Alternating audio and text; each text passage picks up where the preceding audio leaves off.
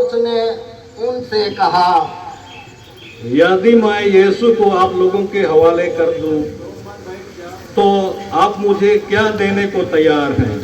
उन्होंने उसे चांदी के 30 सिक्के दिए। उस समय से यूदास यीशु को पकड़वाने का अवसर ढूंढने लगा। बेखमीर रोटी के पहले दिन शिष्य यीशु के पास आकर बोले, आप क्या चाहते हैं? हम कहाँ आपके लिए पास्का भोज की तैयारी करें? यीशु ने उत्तर दिया, शहर में अमुक के पास जाओ और उससे कहो, गुरु कहते हैं, मेरा समय निकट आ गया है। मैं अपने शिष्यों के साथ तुम्हारे यहाँ पास्का का भोजन करूँगा। यीशु ने जैसा आदेश दिया, शिष्यों ने वैसा ही किया और पस्का भोज की तैयारी कर ली। संध्या हो जाने पर यीशु 12 शिष्यों के साथ भोजन करने बैठे। उनके भोजन करते समय यीशु ने कहा, मैं तुम लोगों से कहे देता हूँ, तुम में से ही एक मुझे पकड़वा देगा। वे बहुत उदास हो गए और एक एक करके उनसे पूछने लगे, प्रभु, कहीं वह मैं तो नहीं हूँ? यीशु ने उत्तर दिया, जो मेरे साथ थाली में खाता है वह मुझे पकड़वा देगा। मानव पुत्र तो चला जाता है जैसा कि उसके विषय में लिखा है, परंतु धिक्कार उस मनुष्य को जो मानव पुत्र को पकड़वाता है। उस मनुष्य के लिए कहीं अच्छा यही होता कि वह पैदा ही नहीं हुआ होता। यीशु ने अविश्वासघाती यूदास ने भी उनसे पूछा, गुरुवर, कहीं वह मैं तो नहीं हूँ? यीशु ने उत्तर दिया, यह तुमने ठीक कहा।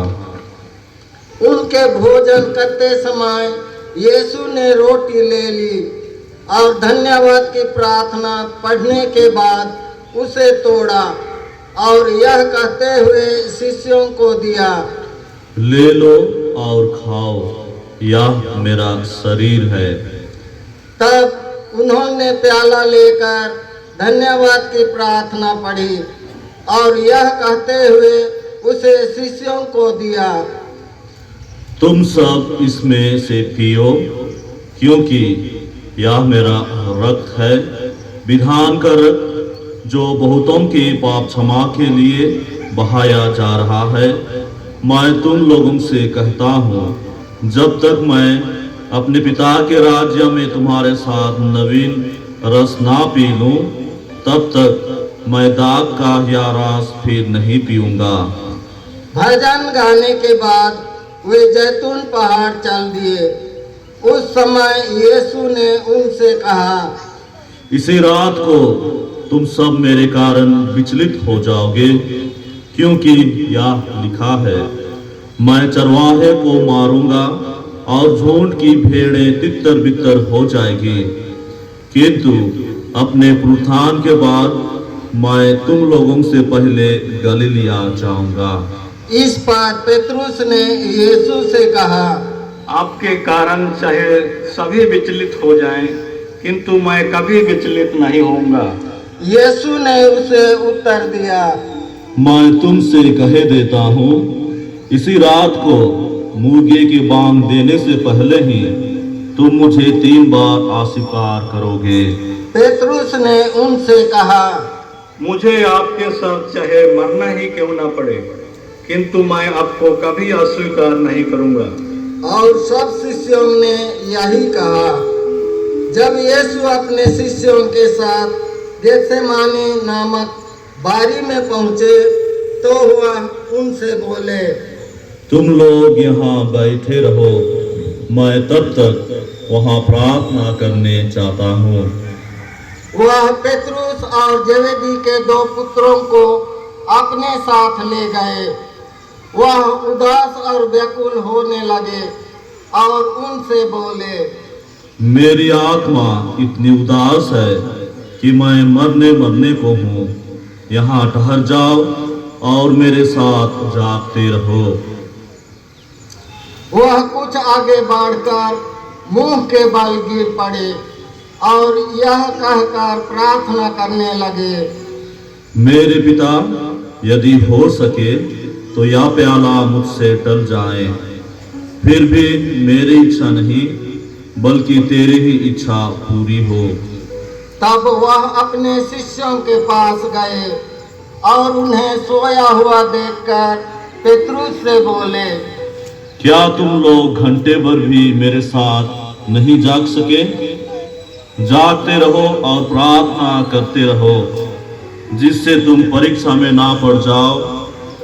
आत्मा तो तत्पर है परंतु शरीर दुर्बल है।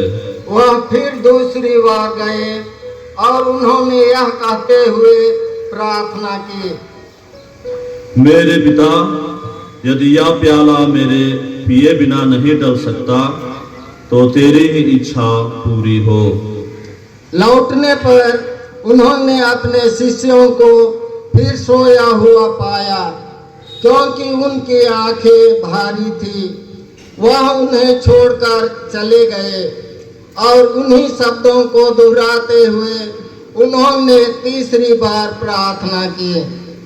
इसके बाद उन्होंने अपने शिष्यों के पास आकर उनसे कहा, अब तक सो रहे हो? अब तक आराम कर रहे हो? देखो, वह घड़ी आ गई है जब मानव पुत्र पापियों के हवाले कर दिया जाएगा। उठो, हम चलें, मेरा विश्वासघाती निकट आ गया है। यीशु यह कह ही रहे थे कि 12 में से एक युदास आ गया। उसके साथ तलवारें और लाठियां लिए एक बड़ी भीड़ थी, जिसे महायाजकों और जनता के नेताओं ने भेजा था। विश्वासघाती ने उन्हें यह कहकर संकेत दिया था, मैं जिसका चुंबन करूंगा वही है, उसी को पकड़ लेना। उसने सीधे यीशु के पास आकर कहा, गुरुवर प्रणाम, और उनका चुंबन किया। यीशु ने उससे कहा, मित्र, जो करने आए हो कर लो। तब लोग आगे बढ़ आए और उन्होंने यीशु को पकड़कर गिरफ्तार कर लिया। इस पर यीशु के साथियों में से एक ने अपनी तलवार खींच ली और प्रधान याजक के नौकर पर चलाकर उसका कान उड़ा दिया। यीशु ने उससे कहा, तलवार म्यान में कर लो, क्योंकि जो तलवार उठाते हैं वे तलवार से मारते हैं। क्या तुम यह समझते हो कि मैं अपने पिता से सहायता नहीं मांग सकता? तब क्या वह अभी मेरे लिए स्वर्गदूतों की 12 भी अधिक सेनाएं नहीं भेज देगा?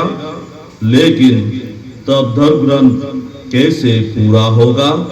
उसमें तो लिखा है कि ऐसा ही होना आवश्यक है। इसके बाद यीशु ने भीड़ से कहा, क्या तुम लोग मुझे डाकू समझते हो, जो तलवारें और लाठियां लेकर मुझे पकड़ने आए हो? मैं तो प्रतिदिन मंदिर में बैठकर शिक्षा दिया करता था, फिर भी तुमने मुझे गिरफ्तार नहीं किया। यह सब इसलिए हुआ कि नबियों ने जो लिखा है वह पूरा हो जाए। तब सभी शिष्य यीशु को छोड़कर भाग गए। जिन्होंने यीशु को गिरफ्तार कर लिया था, वे उन्हें प्रधान याजक कैफास के यहाँ ले गए, जहाँ शास्त्री और नेता इकट्ठे हो गए थे। पेतरुस कुछ ही दूरी पर यीशु के पीछे पीछे चला। वह प्रधान याजक के महल तक पहुंचकर अंदर गया और परिणाम देखने के लिए नौकरों के साथ बैठ गया। महायाजक और सारी महासभा यीशु को मरवा डालने के उद्देश्य से उनके विरुद्ध झूठी गवाही खोज रही थी, परंतु वह मिली नहीं। यद्यपि बहुत से झूठे गवाह सामने आए, अंत में 2 गवाह आकर बोले, इस व्यक्ति ने कहा, मैं ईश्वर का मंदिर ढा सकता हूँ और 3 दिनों के अंदर उसे फिर बना सकता हूँ। इस पर प्रधान याजक ने खड़ा होकर यीशु से कहा, ये लोग तुम्हारे विरुद्ध जो गवाही दे रहे हैं, क्या इसका कोई उत्तर तुम्हारे पास नहीं है? परंतु यीशु मौन रहे। तब प्रधान याजक ने उनसे कहा, तुम्हें जीवंत ईश्वर की शपथ, यदि तुम मसीह ईश्वर के पुत्र हो तो हमें बता दो। यीशु ने उत्तर दिया, आपका कहना ठीक है। मैं आप लोगों से यह भी कहता हूँ, भविष्य में आप मानव पुत्र को सर्वशक्तिमान ईश्वर के दाहिने बैठा हुआ और आकाश के बदलों पर आता हुआ देखेंगे। इस पर प्रधान याजक ने अपने वस्त्र फाड़ कर कहा, इसने इस निंदा की है तो आप हमें गवाहों की जरूरत ही क्या है? अभी अभी आप लोगों ने इस निंदा सुनी है, आप लोगों का क्या विचार है? उन्होंने उत्तर दिया, यह प्राणदान के योग्य है। तब उन्होंने उनके मुंह पर थूक दिया और उन्हें घूंसे मारे। कुछ लोगों ने उन्हें थप्पड़ मारते हुए यह कहा, हे मसीह, यदि तू नबी है तो हमें बता, किसने तुझे मारा है? पेतरुस उस समय बाहर प्रांगण में बैठा हुआ था। एक नौकरानी ने पास आकर उससे कहा, तुम भी यीशु गलीली के साथ थे। किंतु उसने सबके सामने अस्वीकार करते हुए कहा, मैं नहीं समझता कि तुम क्या कह रही हो। तब पेतरुस फटक की ओर खिसक गया, किंतु एक दूसरी नौकरानी ने उसे देख लिया और वहां के लोगों से कहा, यह व्यक्ति यीशु नाजरी के साथ था। उसने शपथ खाकर फिर अस्वीकार किया और कहा, मैं उस मनुष्य को नहीं जानता। इसके थोड़ी देर बाद आसपास खड़े लोग पेतरुस के पास आए और बोले, निश्चय ही तुम भी उन्हीं लोगों में से एक हो, यह तो तुम्हारी बोली से ही स्पष्ट है। तब पेतरुस कोसने और शपथ खाकर कहने लगा कि मैं उस मनुष्य को जानता ही नहीं। ठीक उसी समय मुर्गे ने बांग दी। पेतरुस को यीशु का यह कहना याद आया, मुर्गे के बांग देने से पहले ही तुम मुझे 3 बार अस्वीकार करोगे। और वह बाहर निकलकर फूट फूट कर रोने लगा। भोर को सब महायाजकों और जनता के नेताओं ने यीशु को मरवा डालने के लिए परामर्श किया। उन्होंने यीशु को बांधा और उन्हें ले जाकर राज्यपाल पिलातुस के हवाले कर दिया।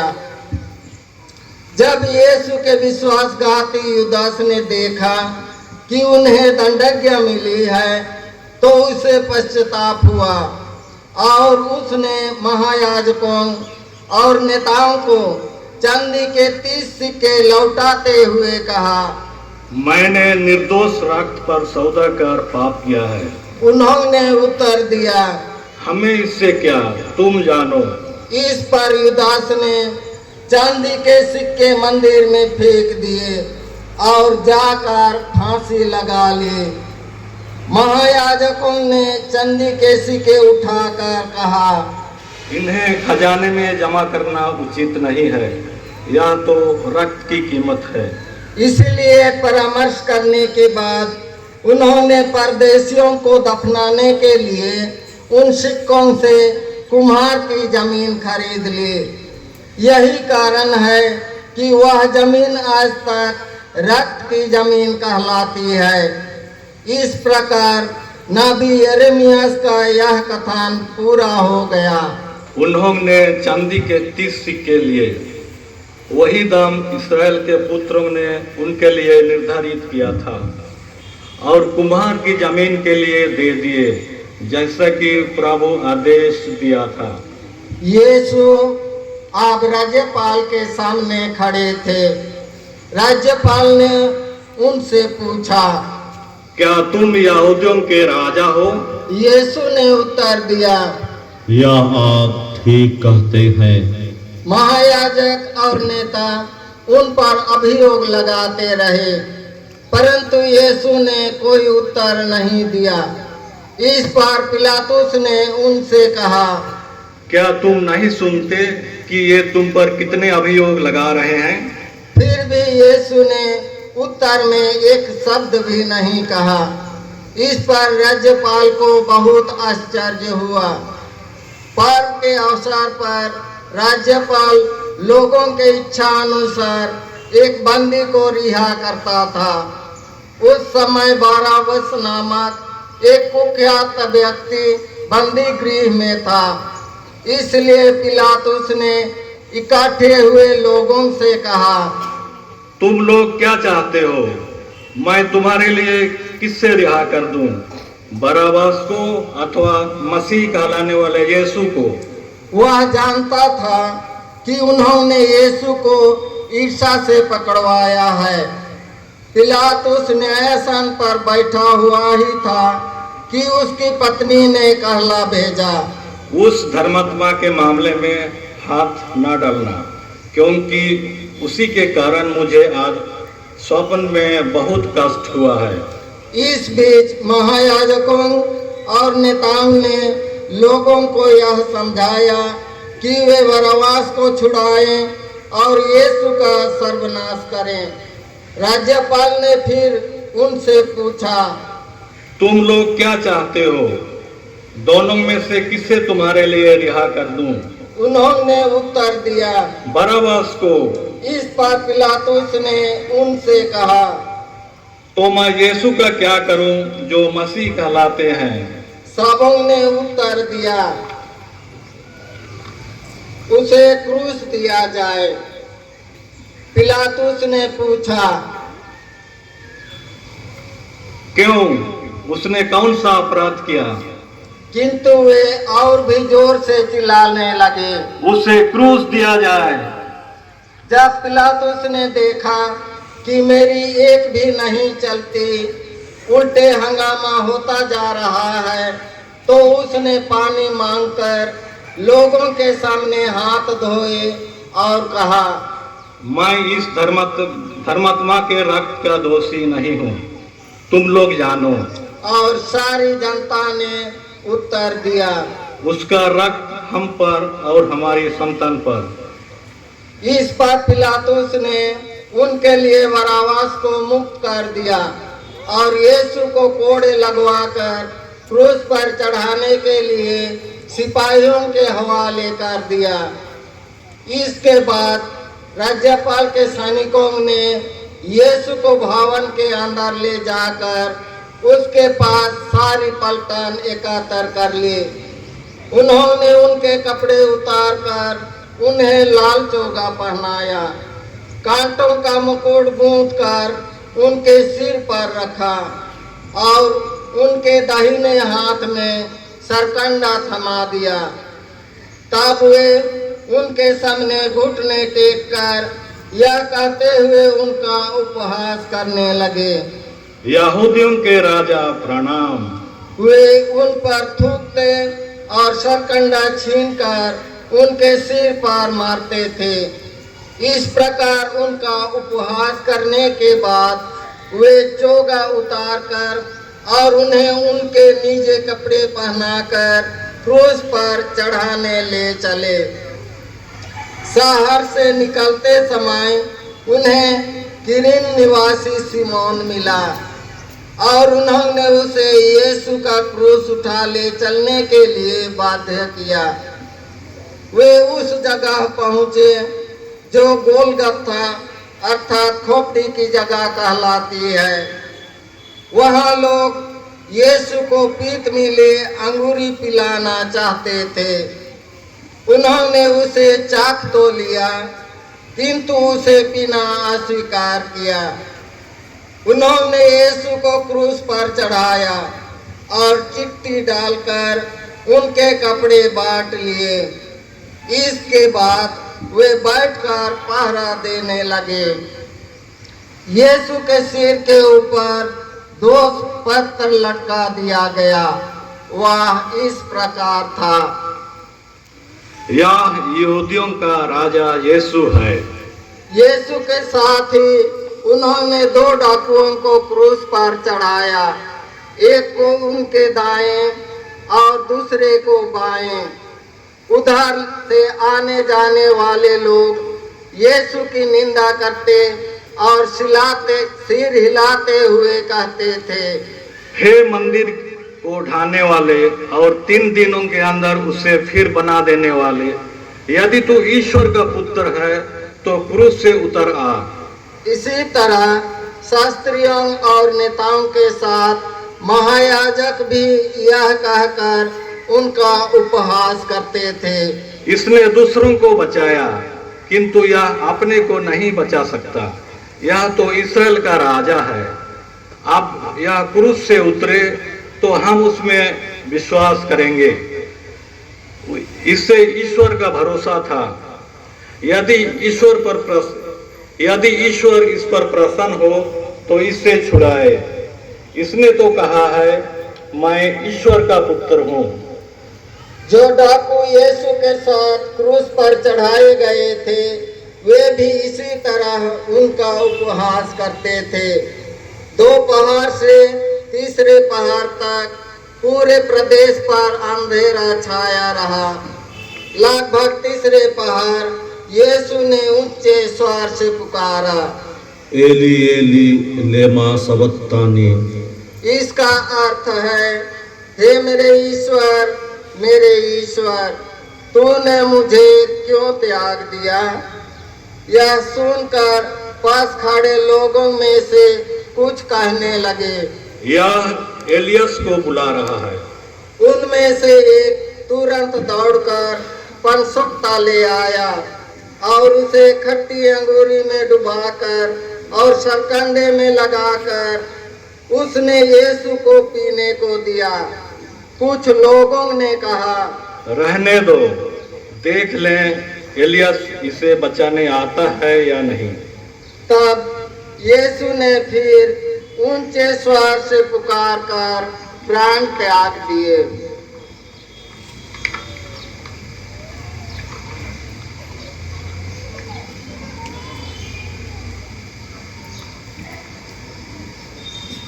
उसी समय मंदिर का पर्दा ऊपर से नीचे तक फटकर 2 टुकड़े हो गया।